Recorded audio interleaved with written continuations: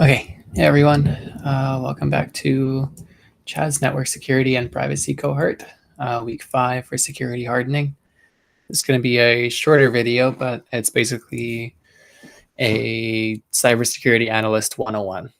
A lot of what you'll be doing as an intro-level cybersecurity analyst is security hardening, the definition of which we'll cover later on, but this is a very important step in your career because in the beginning you have no knowledge and no way of properly analyzing network logs or physical logs. So you need to complete all these tasks relating to hardening. And then the experience with hardening, you get to do more interesting things. Okay, so what you'll learn is OS security hardening, brute force attacks, network hardening, and cloud hardening, all of which should be very simple concepts.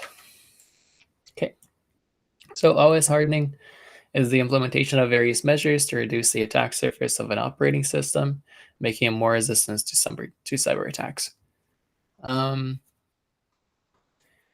Right now, as you're watching this video, you guys can pause and think about the different ways that you can do it. I'll give you 5 seconds and we'll proceed.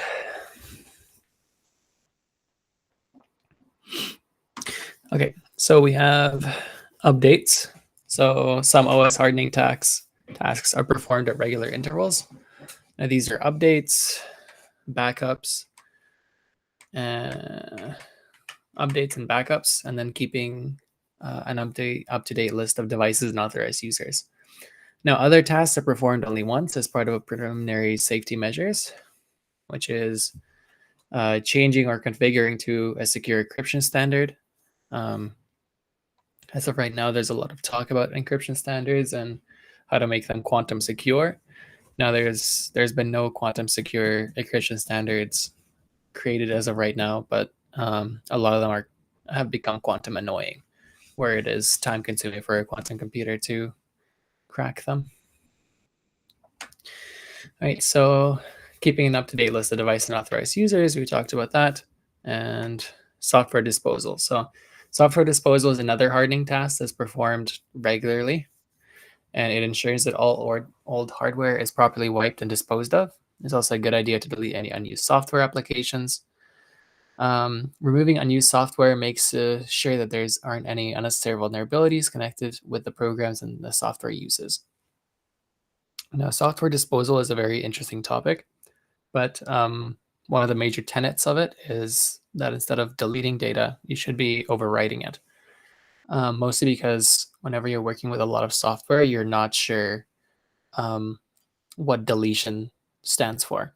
So in some cases, deletion may be actual erasure of data and the reversal of bits, but in some other operating systems and some other environments, it may just be freeing up the memory to be used up by another application.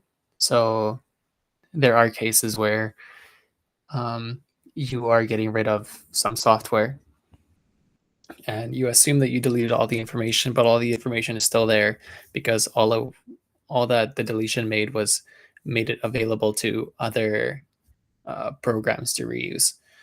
A specific case is actually Windows. Windows is an operating system that does not reset bits upon deletion. It just makes it so other applications can use that data.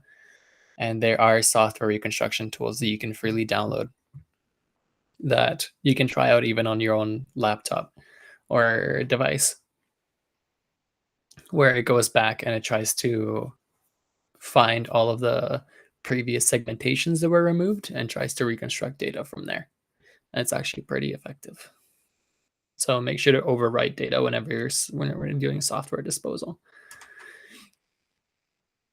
Okay, so then we have brute force attacks. I'm sure all of you guys have heard about it, but trial and error process of discovering private information.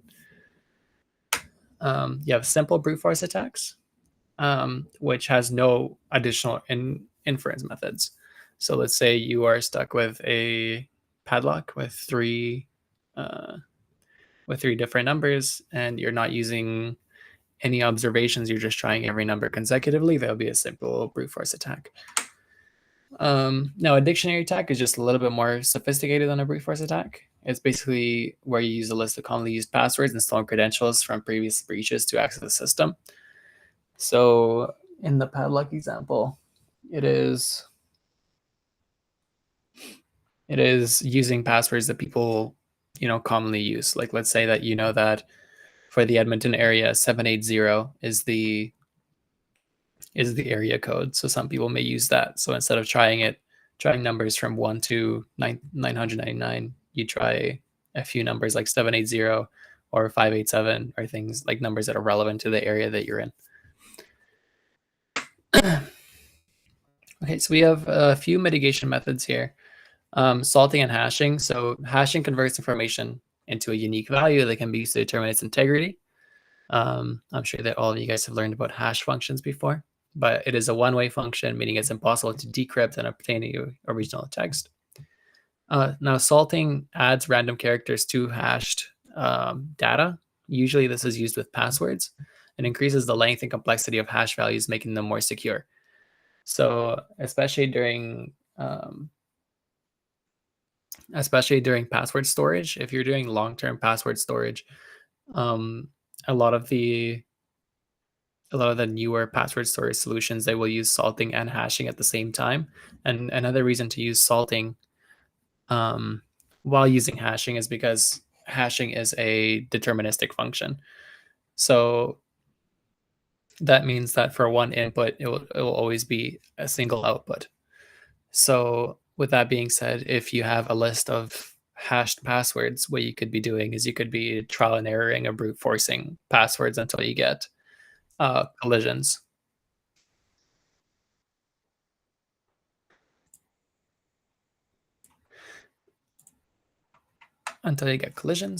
And then you have a really good chance of having a password. So salting makes it non-deterministic or close to non-deterministic, which makes it more difficult for people to infer the original information that was hashed. The next thing we have is MFA and 2FA. So MFA is a security measure which requires user to verify their identity in 2 or more ways. Accessing a system or network, this verification happens using a combination of authentication factors. So a username, password, fingerprints, facial recognition, a one-time password. So 2FA is the same as MFA, but it only uses 2 forms of verification. So MFA is just a superset of 2FA, or 2FA is a subset. And then we have CAPTCHA and reCAPTCHA. So CAPTCHA stands for completely automated public Turing test to tell computers and humans apart. It asks you to complete a simple test. So you guys have all done those before. It just helps prevent software from trying to brute force a password.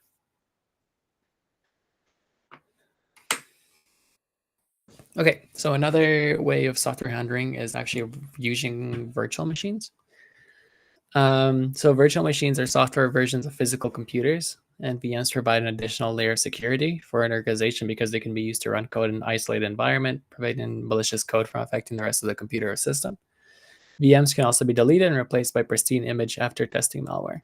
So VMs are useful when investigating potentially infested machines. Running malware in a constrained environment, using VMs may prevent damage to your system in the event that tools are used improperly. So, but this only happens when a VM is set up properly and there's no chance of escape. So VMs also give you the ability to revert to a previous state, but there are some risks involved with VMs. So like there's still risks that malicious programs can escape virtualization and access a host machine. So you can test and explore applications easily with VMs, and it's easy to switch between different VMs from your computer.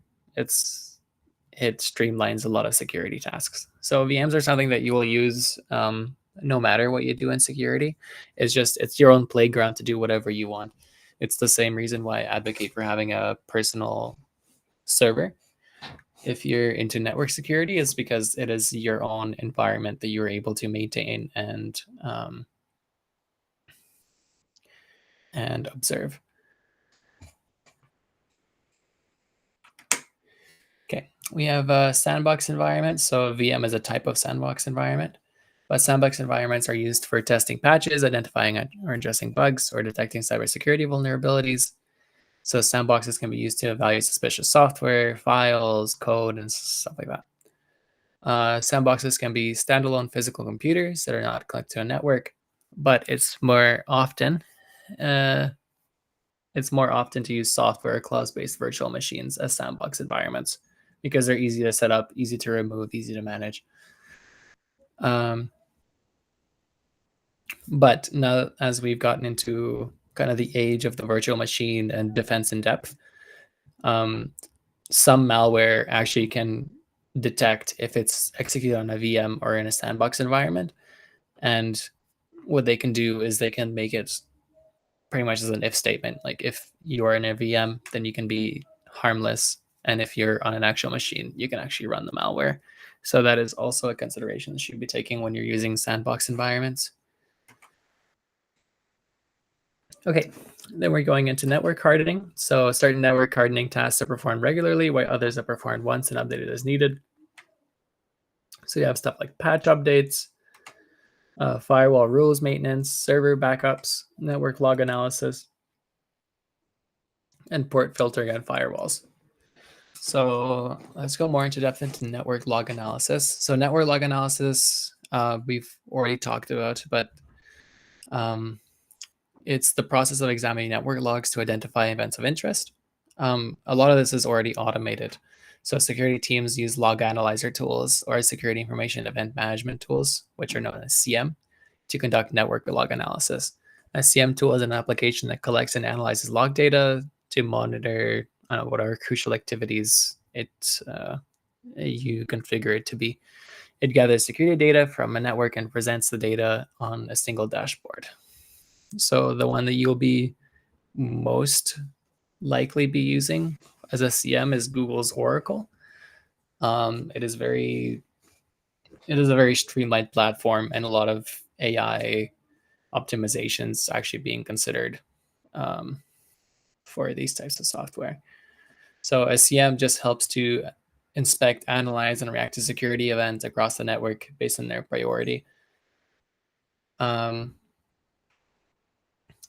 As we've seen from previous slideshows, we saw that analyzing raw output from TCP dump or from Wireshark is actually very involved, and you have to have a lot of know-how into how to do it. So CMs are meant to be to take all that tedium of looking at logs on your own out and just having a properly configured CM and looking at notifications on the dashboard instead of actually doing that on your own. So tasks that are performed once are like port filtering on firewalls, network access privileges, and encryption for communication.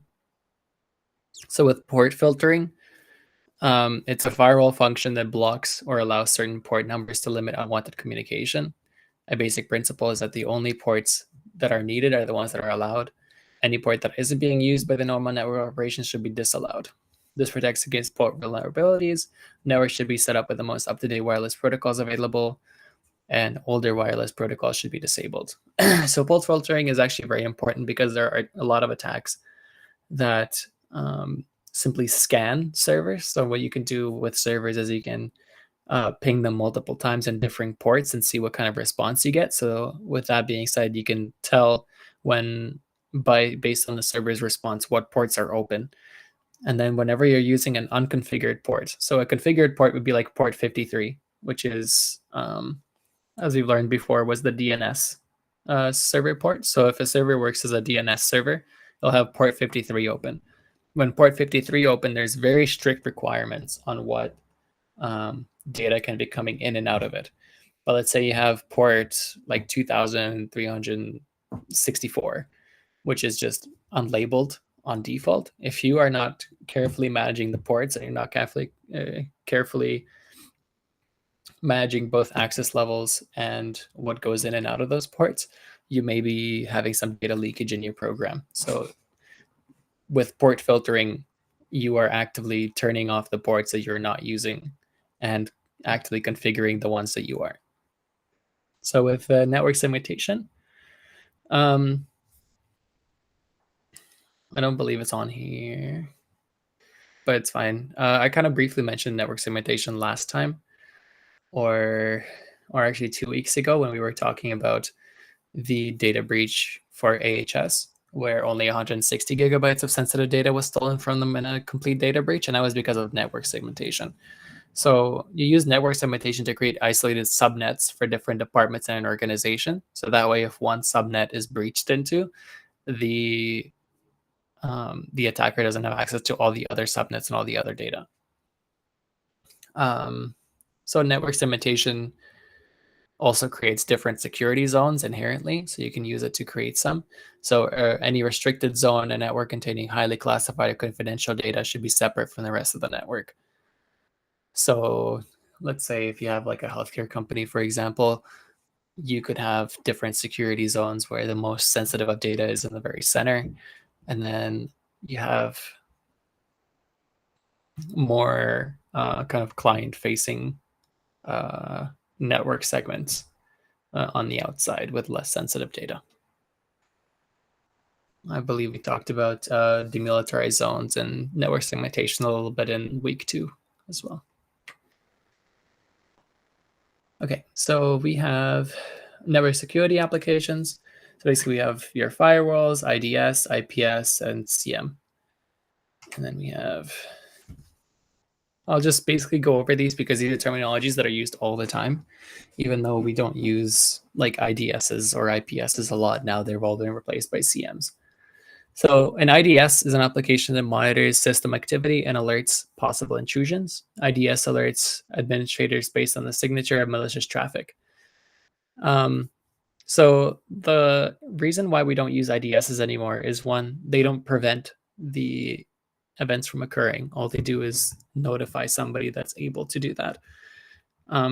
Another way is that most IDSs only review for signatures of known attacks, but only sometimes look for anomalies that could be sign of malicious activity. So with a lot of IDS systems is that if an attack is unknown or if an attack signature is not in the IDS database, it will simply not capture it, and it will not alert you to whether that attack is happening or not. With an intrusion prevention system, IPS, so if you look at the graph, the IPS will be placed in the same exact spot. Actually, that's not right. The IPS would be at the firewall level there. It's an application that monitors the system for activity, intrusive activity, and takes action to stop the activity. So it offers more protection than IDS, and not just reports it to a security analyst. So these are better than IDSs, but still not the industry standard anymore. So the IPS sits behind the firewall in the network architecture, which offers a high level of security because risky data streams are distributed or disrupted before they even reach the sensitive parts of the network. One potential limitation is that it's inline. So if it breaks, the connection between the private network and the internet breaks. Another limitation of the IPS is the possibility of false positives, which can result in legitimate traffic getting dropped. So an IPS would be after the firewall here between the router and the firewall. Sometimes could be on the switch. But yeah, they're inline. So instead of just alerting a security analyst, it just drops traffic if it deems it to be harmful. So CMs are security information and event management systems. They're the most widely used now, and now they are there's next gen CMs, and those utilize AI and self-learning for them to identify attacks. And deep learning is an application. So CMs are applications that collect and analyze log data and monitor critical activities. So CM, they work in real time and report suspicious activity in a centralized dashboard. They also analyze network log data sourced from IDSs, IPSs, firewalls, VPNs, proxies, and DNS logs. CMs are tools as a way to aggregate security event data so it appears in one place for security analysts to analyze. Sometimes people call it a single pane of glass. But in the very beginning, when CMs were made, they were made as an aggregation tool. So you would still have to install an IDS and IPS for a CM to collect all these network streams and put them together. In real time, there are fully software-based CMs that only aggregate data, but a lot of them will actually collect the data on their own because it's a very simple thing to add. That way you just install the CM. You don't need to worry about the IDS, IPS, and all the data flows. It just works. All right, so all the key takeaways are here. We've already talked about all this, so I don't want to repeat it all over again.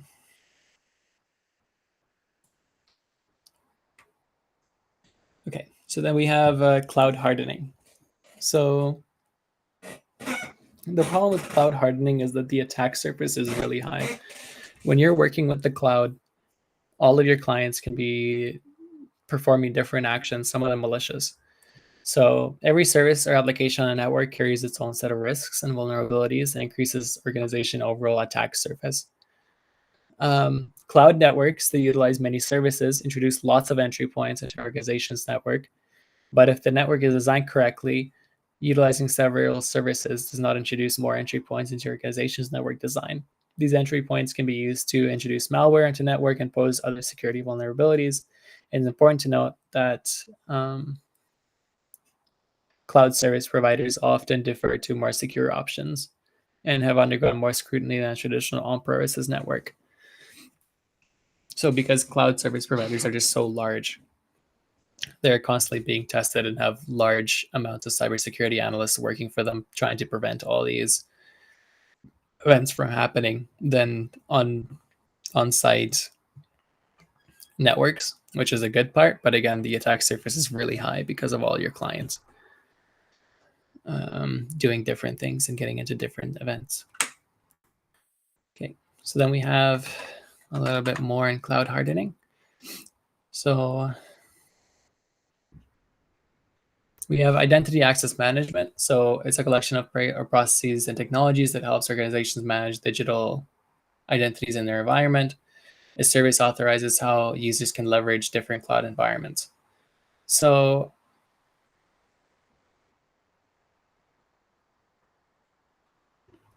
you actually have an identity access management chip on a lot of devices, which is the thing on the right. And basically, it is a place that stores all of the computer's credentials and all the other credentials that it's received in order to prove their validity. So I just thought that would be a very cool thing to add. But let's talk about hypervisors. So hypervisors abstract the host's hardware and the operating software environment. There are two types of hypervisors. There's hypervisors that run on hardware and hypervisors that run on software. So a hardware hypervisor is like XE. If you wanted to look into it, it's spelled ESXi. But type 2 hypervisors are a little bit more common because they are operating on the software of the host computer. An example of a type 2 hypervisor is VirtualBox. So cloud service providers commonly use type 1 hypervisors, and cloud service providers are responsible for managing environments and other virtualization components. So they also provide regular patches and updates. As we've talked before with type 2 hypervisors, type 1 hypervisors are also vulnerable to VM escapes, which are exploits where a malicious actor gains access to primary hypervisor at potentially host computer or other VMs. Okay, so another thing we can do is baseline. Is just cover how the cloud environment is configured and set up. A baseline is a fixed reference point This reference point can be used to compare changes made to a cloud environment. Another thing that I wanted to just briefly mention, I'll be going more in depth into cryptography later, but cryptographic erasure is a method of erasing the encryption key for the encrypted data when destroying data in the cloud. More traditional methods of data destruction are not as effective. Crypto shredding is a newer technique where cryptographic keys used for decrypting the data are destroyed. This makes the data undecipherable and prevents anyone from decrypting the data. When crypto shredding, all copies of the key need to be destroyed so no one has opportunity to access the data in the future. So this is more difficult with symmetric key cryptography that we'll be looking at next week, because you need to make sure that all copies of the key are destroyed and then no parties have copied them or are still holding on to their access. So okay, so we have a trusted platform module, which is what I was talking about a little earlier. So it's a computer chip that can securely store passwords, certificates, and encryption keys. So a lot of hardware nowadays has a TPM specifically for these uses. And then we have Cloud HSM, which is Cloud Hardware Security Module, which is a computing device that provides security storage for cryptographic keys and processes cryptographic operations such as encryption, decryption, but that one's just on the cloud. Okay, so there's no activity for this week. We've learned about OS hardening, we learned about network hardening and cloud hardening and all the types and all the actions that you would be expected to perform as an intro-level cybersecurity analyst. Next week, we'll be talking about cryptography and privacy. And that'll be a very fun concept and a little bit different from everything that we've been currently looking at. Okay, so I'm gonna end the sharing. And once again, my name's Sasha. And if you have any questions, you guys can message me on Discord. All right, bye-bye.